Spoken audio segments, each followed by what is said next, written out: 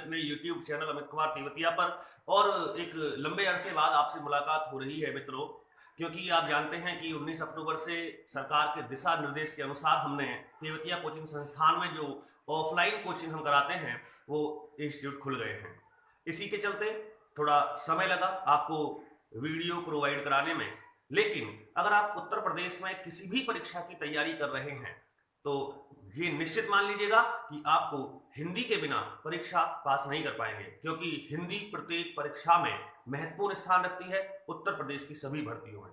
चाहे आप आने वाली लेखपाल परीक्षा की तैयारी कर रहे हैं, चाहे आप Uttar Pradesh police sub inspector की तैयारी कर रहे हैं, और बार बार यूट्यूबर्स के माध्यम से बताया जा रहा है कि एसआई की वैकेंसीज, वो खैर वीडियो डेली डालते हैं लेकिन उसमें कोई तथ्य नहीं है, कोई सटीकता नहीं है, कोई सत्यता नहीं है।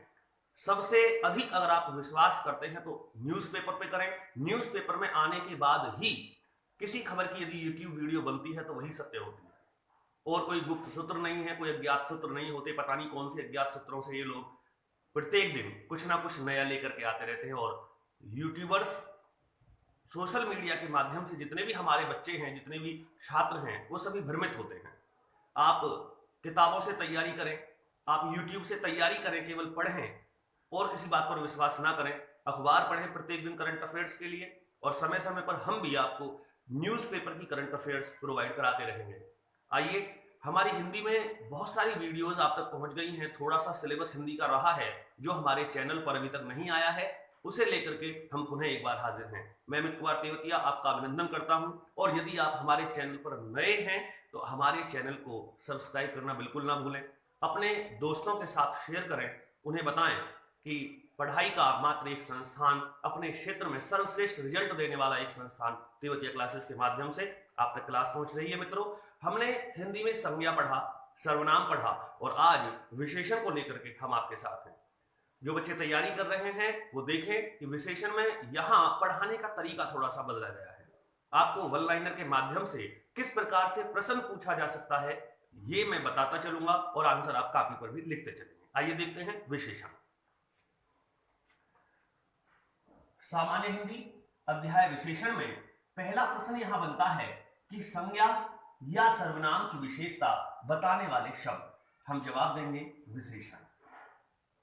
जी हां, अर्थात कोई भी वो शब्द जो संज्ञा या सर्वनाम की विशेषता बताए विशेषण कहलाता है।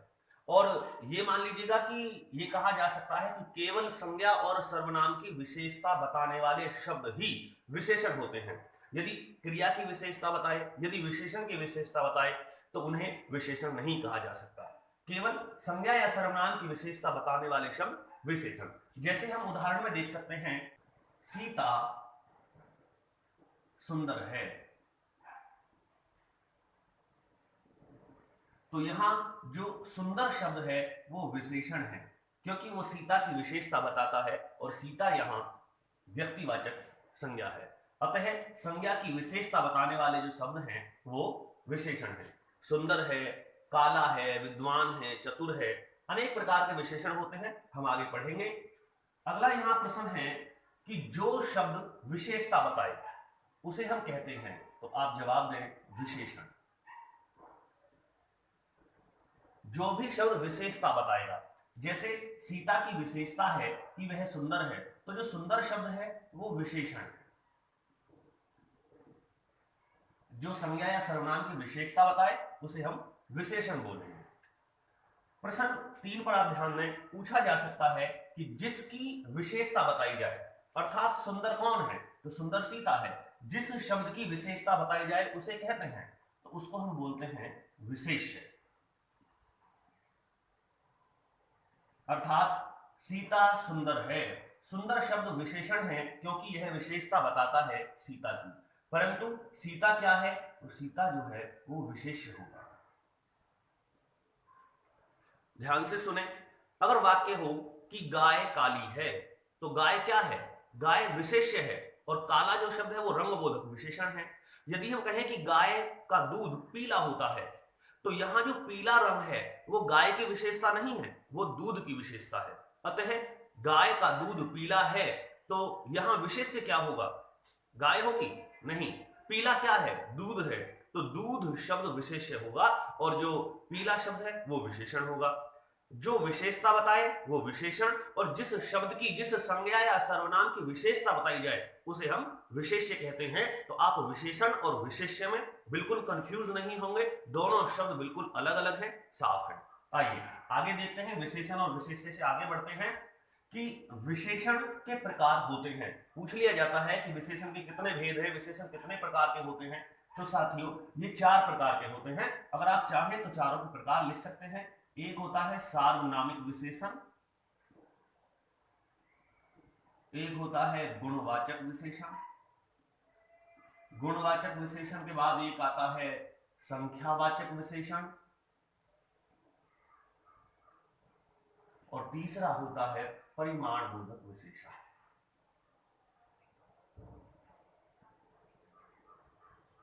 चार प्रकार के विशेषण हिंदी में होते हैं, सार्वनामिक विशेषण, गुणवाचक विशेषण, संख्यावाचक विशेषण और परिमाण बोधक विशेषण। इनके विषय में विस्तार से पढ़ते हैं। तो यहाँ 5वां प्रश्न आप देखेंगे, विशेषण के रूप में प्रयोग होने वाले जो सर्वनाम है उन्हें क्या बोला गया है। तो जो पहला रूप आपने यहाँ लिखा है वो है सार्वनामिक विशेषण। सार्वनामिक विशेषण वो हैं जो सर्वनाम विशेषण के रूप में प्रयोग हो, उन्हें ही सार्वनामिक विशेषण कहा गया है। जैसे हम कह सकते हैं कि यह घर मेरा है, तो यहां जो यह शब्द है वो विशेषण के रूप में यहां प्रयोग हुआ है। अब इसमें हमें समझना पड़ेगा कि सर्वनाम में और विशेषण में क्या अंतर है, क्योंकि यह तो हमने निश्चयवाचक सर्वनाम भी पढ़ा है, यह सर्वनाम भी होता है और यह विशेषण भी है, तो हमें अंतर कैसे पता लगेगा। अगर यह शब्द संज्ञा के साथ आए तो यह सार्वनामिक विशेषण होगा। मित्रों यहां हम देखते हैं, आगे पूछा जाता है, जैसे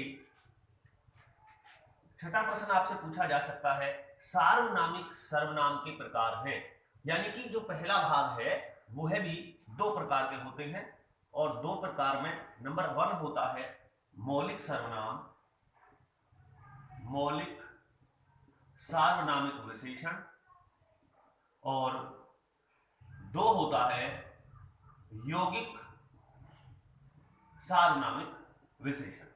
इनमें क्या अंतर है, यहां बस आप ये पढ़ रहे हैं कि जो मौलिक सर्वनाम है यह, वह आदि ये है, और यदि पूछे कि यौगिक सार्वनामिक विशेषण क्या है तो ऐसा, कैसा, जैसा, ये यौगिक सार्वनामिक विशेषण है। सार्वनामिक विशेषण 2 प्रकार के होते हैं, मौलिक सार्वनामिक विशेषण और यौगिक सार्वनामिक विशेषण। यह लड़का सुशील है तो मौलिक सार्वनामिक विशेषण का प्रयोग हुआ। कैसा घर चाहिए, तो जहां कैसे का प्रयोग हुआ वहां यौगिक सार्वनामिक विशेषण हुआ। ये दोनों ही नंबर 1 जो भाग है सार्वनामिक विशेषण के प्रकार है। आगे हमसे पूछा जा सकता है कि जो शब्द संज्ञा या सर्वनाम के गुण धर्म की विशेषता बताए। कोई भी ऐसा विशेषण जो संज्ञा या सर्वनाम के गुणधर्म की विशेषता बताए वह नंबर 2 है, अर्थात गुणवाचक विशेषण। गुणवाचक विशेषण जो किसी भी संज्ञा की बैड एंड गुड क्वालिटीज बताए, गुण बताए, चाहे वो अच्छा हो या बुरा हो, वो गुणवाचक विशेषण होते हैं। यहाँ जो सुंदर शब्द है ये भी गुणवाचक विशेषण है। आइए विस्तार से इनके बारे में जानेंगे कि कैसे होंगे गुणवाचक विशेषण। आप 8वां प्रश्न देख सकते हैं, गुणवाचक विशेषण के अंतर्गत आते हैं। इनकी संख्या निश्चित नहीं है, अनेक प्रकार के होते हैं गुणवाचक विशेषण। जैसे कि हम कह सकते हैं रंगबोधक, रंगबोधक गुणवाचक विशेषण। ये रंगबोधक का अर्थ है जो लाल, हरा, पीला किसी भी प्रकार के रंग का वर्णन करे, किसी संज्ञा के रंग को बताए। यह काला है, वह नीला है, यह लड़का गोरा है, राधा का रंग काला है या राधा काली है, किसी भी प्रकार का रंग का ज्ञान अगर कराता है तो वह रंगबोधक विशेषण है और वह गुणवाचक के अंतर्गत आता है। इसी में हम पढ़ते हैं कालवाचक, किसी भी दशा का ज्ञान कराए कि यह व्यक्ति वृद्ध है, यह कपड़ा गीला है, यह खेत सूखा है, जो किसी भी आकृति के आकार को दर्शाए वह आकार बोधक विशेषण होते हैं। और सबसे महत्वपूर्ण इसमें आते हैं गुणबोधक। गुणबोधक में चतुर है, विद्वान है, होशियार है, सुंदर है, कुरूप है, किसी भी प्रकार का यदि गुण है तो वह गुणबोधक विशेषण के अंतर्गत हम पढ़ेंगे। तो गुणवाचक विशेषण में जो महत्वपूर्ण आए, रंगबोधक 1 नंबर, काला कालबोधक 2 नंबर, दशाबोधक 3 नंबर, आकार बोधक 4 नंबर और गुणबोधक 5 नंबर। ये 5 हैं। गुण का वर्णन करे, आकार का वर्णन करे, रंग का ज्ञान कराए, काल का ज्ञान कराए या दशा का ज्ञान कराए, ये सभी गुणवाचक विशेषण के अंतर्गत ही पढ़े जाते हैं। 9वां प्रश्न आप देख रहे होंगे कि जो शब्द संज्ञा या सर्वनाम की संख्या का बोध कराए उसे हम कहते हैं, संख्या का बोध कराने वाला होता है संख्यावाचक विशेषण। यहां हम नंबर 3 में देख सकते हैं, संख्यावाचक विशेषण। यह केवल संख्या बताएगा, आप ध्यान से सुने, यह केवल संख्या बताएगा, अन्य किसी चीज को नहीं बताएगा। 10, 5, 4, 3, 2, 1 इस प्रकार से बताएगा। अब संख्यावाचक विशेषण के भेद हैं, इसके भी 2 भेद हैं, जैसे कि एक है निश्चित संख्यावाचक, निश्चित संख्यावाचक है, और एक है अनिश्चित संख्यावाचक, अनिश्चित संख्यावाचक में। इन दोनों में अंतर आप देखेंगे। इन दोनों के विषय में चर्चा करते हैं। निश्चित संख्यावाचक का अर्थ है कि जिसका जवाब आप संख्या में दें। जैसे हम कहें कि अलमारी में 20 पुस्तकें हैं, अर्थात संख्यावाचक है, कितनी पुस्तकें हैं 20, तो यह निश्चित है या अनिश्चित है? निश्चित है, क्योंकि हमें पता लग गया। अगर इसी लाइन को बोला जाए कि अलमारी में बहुत सारी पुस्तकें हैं, अब यहां जो बहुत शब्द है, अलमारी में पुस्तकें हैं, तो पुस्तकों का जवाब संख्या में दिया जाएगा, तो यह संख्यावाचक है। परंतु बहुत है, अनिश्चित है, इसका निश्चित जो है वो नहीं पता है। तो अलमारी में बहुत पुस्तकें हैं, यह अनिश्चित संख्यावाचक विशेषण होगा। कह दिया जाए कि मैदान में कुछ लड़के हैं, कुछ लड़के हैं, निश्चित और अनिश्चित, अनिश्चित होगा क्योंकि संख्या का ज्ञान नहीं है। परंतु कहे मैदान में 10 लड़के हैं, निश्चित है और संख्यावाचक है। लड़कों की संख्या ही बताई जा सकती है, लड़कों को हम मात्रा में डिस्क्राइब नहीं, ये नहीं कह सकते कि 20 किलो लड़के हैं, 50 किलो लड़के हैं। अगर किलो की आवश्यकता पड़ जाए तो वो परिमाण बोधक होगा, हम आगे पढ़ेंगे। जहां संख्या के साथ मात्रक की आवश्यकता होगी वो परिमाण बोधक में होगा। यहां आपको बहुत अच्छे से समझना है निश्चित संख्यावाचक और अनिश्चित संख्यावाचक। परंतु निश्चित संख्यावाचक भी कई भागों में बटे हैं, जैसे कि गणनावाचक, जिसमें सीधी गिनती कही जा सके, 1, 2, 3 आदि। 4 लड़के हैं, 3 आदमी आए हुए हैं, या 2 बच्चे खेल रहे हैं, एक खिलाड़ी मैदान पर है, तो ये गणनावाचक होगा। यदि हम इसे कहें क्रमवाचक, तो क्रमवाचक के अंतर्गत होगा स्थान, क्रम, जैसे कि आप कह सकते हैं पहला, दूसरा, पांचवा आदि। क्रमवाचक है। ये समुदायवाचक और आवर्तीवाचक दोनों नहीं आ रहे हैं, आपको दिख नहीं रहे होंगे, इसको मैं यहां लिख देता हूं। ये अगर आप देख पाए तो समुदायवाचक और आवर्तीवाचक।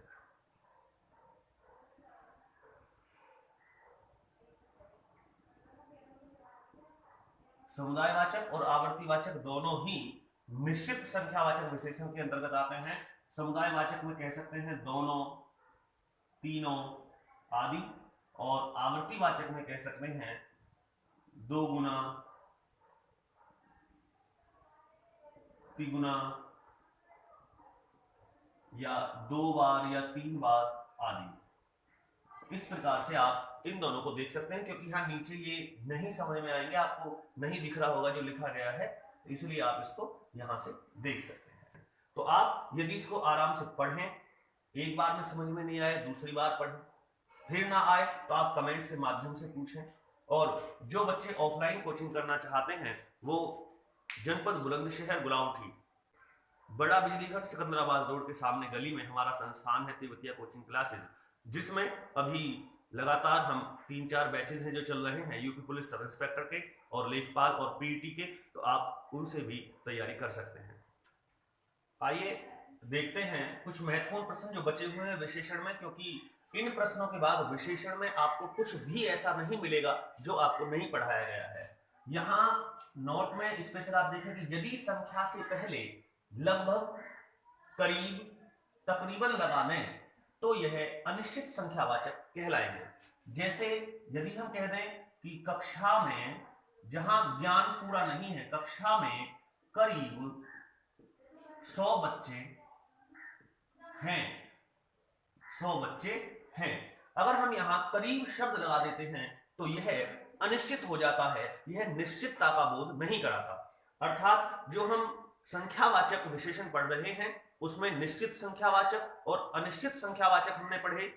निश्चित संख्यावाचक जो संख्या निश्चित है परंतु जो अनिश्चित है उसके विषय में हम बात कर रहे हैं। अगर हम कहें कि कक्षा में 100 बच्चे हैं तो निश्चित है कि संख्या में 100 हैं, परंतु जहां डाउटफुल है, कह दिया जाए कि कक्षा में लगभग 100 बच्चे हैं अर्थात पूर्ण ज्ञान नहीं है, तो यही संख्या फिर अनिश्चित संख्यावाचक विशेषण कहलाती है। आइए यहां 12वां बिंदु आप देखें। 12वें बिंदु में कि अनिश्चित संख्यावाचक विशेषण होते हैं जो शब्द अनिश्चित संख्या का बोध कराएं, जो शब्द अनिश्चित संख्या का बोध कराएं उन्हें हम अनिश्चित संख्यावाचक विशेषण कहते हैं। जैसे कुछ, बहुत, कई या सब कुछ। आप इनका प्रयोग वाक्य में करके देख सकते हैं। कहा जा सकता है कि मैदान पर कई खिलाड़ी हैं, तो मैदान पर कई खिलाड़ी हैं अर्थात यहां खिलाड़ियों की संख्या निश्चित नहीं है। या हम कह सकते हैं कि अलमारी में कुछ पुस्तकें पड़ी हैं अर्थात वहां भी जो कुछ शब्द है वो अनिश्चितता का बोध करा रहा है। हम ये कह सकते हैं कि कक्षा में बहुत बच्चे हैं, कक्षा में बहुत बच्चे हैं अर्थात जहां संख्या है ही नहीं, जहां संख्या का बोध ही नहीं हो पा रहा है, वही शब्द अनिश्चित संख्यावाचक विशेषण कहलाते हैं। हम 13वां बिंदु देखते हैं कि परिमाण बोधक विशेषण होते हैं। मित्रों, परिमाण बोधक विशेषण वे शब्द हैं, वे शब्द जो परिमाण अर्थात मात्रा का बोध कर रहे हैं, मात्रा का बोध कराएं। अब मात्रा का बोध कराएं, मात्रा का बोध कराने के लिए किसकी आवश्यकता होती है? मात्रक की। आप बिना मात्रक के परिमाण बोधक विशेषण को बोल ही नहीं सकते, यूनिट की आवश्यकता पड़ेगी। अगर पूछा जाए कि डिब्बे में कितना दूध है तो हम जवाब देंगे कि डिब्बे में 4 दूध है, डिब्बे में 5 दूध है, डिब्बे में 6 दूध है, तो हमें सुनने में ही अटपटा लगेगा क्योंकि यह जवाब सही नहीं है। मात्रा पूछी जा रही है और मात्रा बताने के लिए हमें किलोग्राम की आवश्यकता पड़ेगी। हम कह सकते हैं कि डिब्बे में 4 किलो दूध है, अर्थात यहां जब मात्रक की आवश्यकता पड़ गई तो यही परिमाण बोधक विशेषण होगा। और परिमाण बोधक विशेषण भी दो हैं, एक निश्चित परिमाण बोधक और एक अनिश्चित परिमाण बोधक। प्रश्न कहा जाए कि डिब्बे में कितना दूध है, जवाब मिला थोड़ा सा है, अर्थात थोड़ा सा है, आभास तो हुआ परंतु है अनिश्चित, उससे हम उसका सटीक जवाब नहीं ले पाए। अगर हम कहें कि डिब्बे में 200 ग्राम दूध है, डिब्बे में 200 मिलीलीटर दूध है, तो उससे हमें सटीक जानकारी मिली, यह निश्चित परिमाण बोधक होगा, थोड़ा सा जो था वो अनिश्चित परिमाण बोधक था। परिमाण बोधक में मात्रक की आवश्यकता जरूर पड़ेगी। हम कह सकते हैं कि निश्चित परिमाण बोधक के अंतर्गत आते हैं। इसके अगर आप एग्जांपल समझें तो हम कह सकते हैं कि 10 किलोग्राम, 5 लीटर, 10 मीटर, ये सभी परिमाण बोधक के उदाहरण हैं। 14वां बिंदु आप देखें कि परिमाण बोधक विशेषण के अंतर्गत आते हैं। साथियों, परिमाण बोधक विशेषण 2 प्रकार के होते हैं और वो दोनों प्रकार वही हैं जिन पे चर्चा हो चुकी है। एक है निश्चित परिमाण बोधक और एक है अनिश्चित परिमाण बोधक। यहां आप दोनों को बहुत आराम से समझ सकते हैं। 10 किलोग्राम या 10 लीटर, और अनिश्चित में कहेंगे कुछ, थोड़ा, बहुत। ये अनिश्चित परिमाण बोधक विशेषण कहलाएंगे। अगर हम यहाँ 15वां बिंदु की बात करें कि जो शब्द विशेषणों की विशेषता बताएं वो कहलाते हैं, तो विशेषणों की विशेषता बताने वाले शब्द को हम पर्याय विशेषण कहते हैं। उन्हें देखें, पर्याय विशेषण, एडवर्ब, जो शब्द विशेषणों की विशेषता बताएं, यानी कि जो विशेषण को मॉडिफाई करें, वो पर्याय विशेषण कहलाते हैं। उदाहरण हम समझ सकते हैं जैसे कि राधा बहुत सुंदर है। तो राधा बहुत सुंदर है, सुंदर शब्द का जो इफेक्ट है वो राधा पर है, क्योंकि राधा शब्द का जो विशेषण है वो सुंदर है। सुंदर शब्द विशेषण है, परंतु जो बहुत का इफेक्ट है, जो बहुत प्रभावित करता है, वो सुंदरता को करता है। अतः यहाँ जो बहुत शब्द है वो पर्याय विशेषण होगा। एक और उदाहरण आता है कि घोड़ा बहुत तेज दौड़ता है या बहुत तेज दौड़ा, तो यहाँ बहुत शब्द पर्याय विशेषण होगा। आप कह सकते हैं कि वह अत्यंत सुंदर है, तो अत्यंत शब्द भी सुंदरता को बढ़ाता है, अतः वो भी पर्याय विशेषण है। विशेषण आप कॉपी पे नोट कर सकते हैं यहाँ कि जो शब्द विशेषणों की विशेषता बताए उसे हम पर्याय विशेषण कहते हैं। सेकंड लास्ट पॉइंट, जो 16वां बिंदु है कि विशेषण की तुलना अवस्था 3 होती हैं। इन तीनों अवस्थाओं में एक मूल अवस्था है, आपने इंग्लिश में पढ़ी होंगी, डिग्रीज। मूल अवस्था यानी कि पॉजिटिव डिग्री है। मूल अवस्था के बाद आती है तुलनात्मक अवस्था, तुलनात्मक अवस्था, और एक होती है जो सुपरलेटिव डिग्री है, उत्तम अवस्था, उत्तम अवस्था। यहां मूल अवस्था में मूल अवस्था, तुलना अवस्था और उत्तम अवस्था, ये 3 प्रकार की अवस्थाएं हैं, 3 प्रकार की डिग्री विशेषण में होती हैं। हम यहाँ कह सकते हैं कि जो विशेषण की तीनों अवस्थाएं हैं, इन तीनों अवस्थाओं में आप समझ सकते हैं, जैसे मूल अवस्था में कहा जाए कि कोमल है, और तुलनात्मक अवस्था में कोमलतर होता है, उसी प्रकार उत्तम अवस्था का जो शब्द होगा वो कोमलतम कहलाएगा। यहाँ कोमल शब्द की तीनों विशेषताओं में कोमल, कोमलतर और कोमलतम, एक में तर लगेगा, एक में तम लगेगा, आप समझ सकते हैं। जैसे कि कहा जाए लघु, और इसको हम कह सकते हैं लघुत्तर, और एक होगा लघुत्तम। अर्थात जो तम है वो उत्तम अवस्था है, जो तर है वो तुलनात्मक अवस्था है, और जो कोमल है वो मूल अवस्था है। या आप मूल शब्द जो होगा वो मूल अवस्था का रहेगा, तुलनात्मक में कोमलतर, लघुत्तर रहेंगे, और उत्तम अवस्था में तम का प्रयोग होता है। कई बार पूछ लेते हैं कि लघुत्तम कौन सी अवस्था है, तो लघुत्तम उत्तम अवस्था है। कहे कोमलतर कौन सी अवस्था है, तुलनात्मक अवस्था है। और जो मूल शब्द है इसके विषय में कभी नहीं पूछा जाता है। अब विस्तार से जानने के लिए यदि एक वाक्य देखें यहाँ कि आपसे कहा जाए, 17वां बिंदु केवल समझाने के लिए है कि काला कुत्ता मर गया। जो काला शब्द है ये क्या है, संज्ञा है, सर्वनाम है या विशेषण है? साथियों ये विशेषण है। अब ये विशेषण किसकी विशेषता बताता है? ये कुत्ते की विशेषता बताता है, कुत्ता विशेष्य होगा। परंतु ये विशेषण कैसा है? काला किस प्रकार का विशेषण है? काला गुणवाचक विशेषण है। अब गुणवाचक के अंतर्गत कौन सा है? रंगबोधक है, क्योंकि रंग का जिक्र किया गया है। एक वचन है या बहुवचन है? हम कहेंगे जी एक वचन है। और यदि ये पूछा जाए कि स्त्रीलिंग है या पुल्लिंग है, तो यह है पुल्लिंग है। इतने सारी विशेषताएं केवल एक काले शब्द को डिफाइन करने में लगी हैं। यही हिंदी है। एक शब्द अपने में बहुत बड़ा सागर लिए हुए है व्याकरण का। आप इस व्याकरण को सीखते रहें, हमारे साथ जुड़े रहें। विशेषण में इन 17 बिंदुओं के अलावा आपको 18वां बिंदु नहीं मिलेगा। आप इसकी तैयारी करें। अवश्य बताएं वीडियो कैसा लगा। हम अगला वीडियो क्रिया का लेकर के हाजिर होते हैं। दीजिएगा अनुमति, फिर मुलाकात होगी। जय हिंद, जय भारत।